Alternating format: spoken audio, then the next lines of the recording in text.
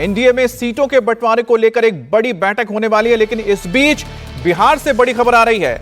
Singer Pawan Singh ने चुनाव लड़ने से इनकार कर दिया है। भोजपुरी फिल्मों के सुपरस्टार सिंगर और एक्टर पवन सिंह ने ट्वीट करके अपने फैसले की जानकारी दी है।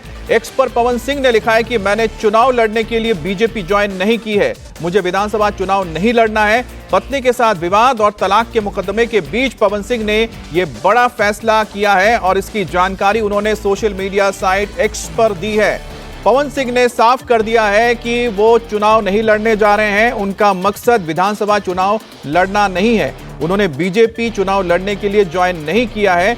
आपको बता दें कि थोड़ी दिन पहले ही जिस वक्त इन्होंने प्रेस कॉन्फ्रेंस किया था तो जिक्र हुआ था उनकी पत्नी ज्योति सिंह को लेकर, जो लगातार कई आरोप भी लगा रही थी पवन सिंह के ऊपर। और पवन सिंह ने इस कॉन्फ्रेंस के दौरान जो प्रेस कॉन्फ्रेंस की थी तब कहा था कि उनकी पत्नी दबाव डाल रहे हैं कि उनको टिकट दिलवाया जाए। अब इस बीच पवन सिंह ने साफ कर दिया है वो खुद भी चुनाव नहीं लड़ने जा रहे हैं। नीतीश चंद्र हमारे साथ जुड़ गए। नीतीश, पवन सिंह के ओर से यह बयान आना कि विधानसभा चुनाव नहीं लड़ रहे हैं, तो इस दौरान जो सियासी हलचल इतनी तेज है, इस समकक्ष में किस तरह से देखा जाए बयान को?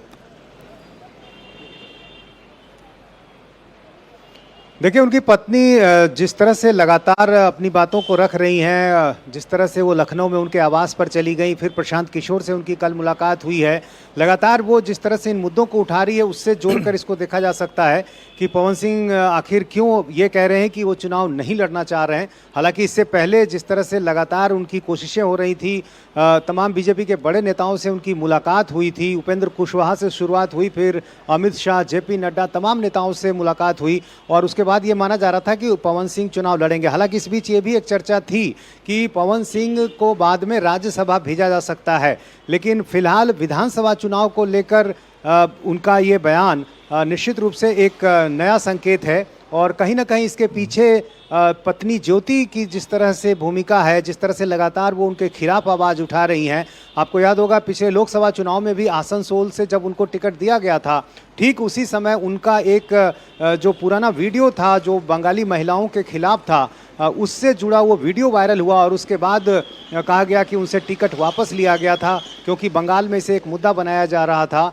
तो कहीं ना कहीं ज्योति जिस तरह से लगातार पवन सिंह के खिलाफ बातों को रख रही हैं, उसको लेकर भी संभव है कि पवन सिंह ने ये फैसला लिया हो या फिर पार्टी ने उन्हें ऐसा कहा हो। लेकिन और दूसरी संभावना ये भी कि राज्यसभा उनको बाद में भेजा सकता है। जैसा कि आप जिक्र कर रहे थे कि जो लोकसभा चुनाव के दौरान हुआ, आसनसोल से चुनाव नहीं लड़ पाए, लेकिन उसके बाद उन्होंने चुना था बिहार को, लेकिन उसमें भी कामयाबी नहीं मिल पाई थी उनको लोकसभा चुनाव में। लेकिन बहरहाल विधानसभा चुनाव है, तो ऐसे में पवन सिंह का जो ये फैसला है, क्या वो पार्टी के लिए प्रचार करेंगे बीजेपी के लिए, क्योंकि उनका अच्छा खासा दबदबा है इस पूरे इलाके में?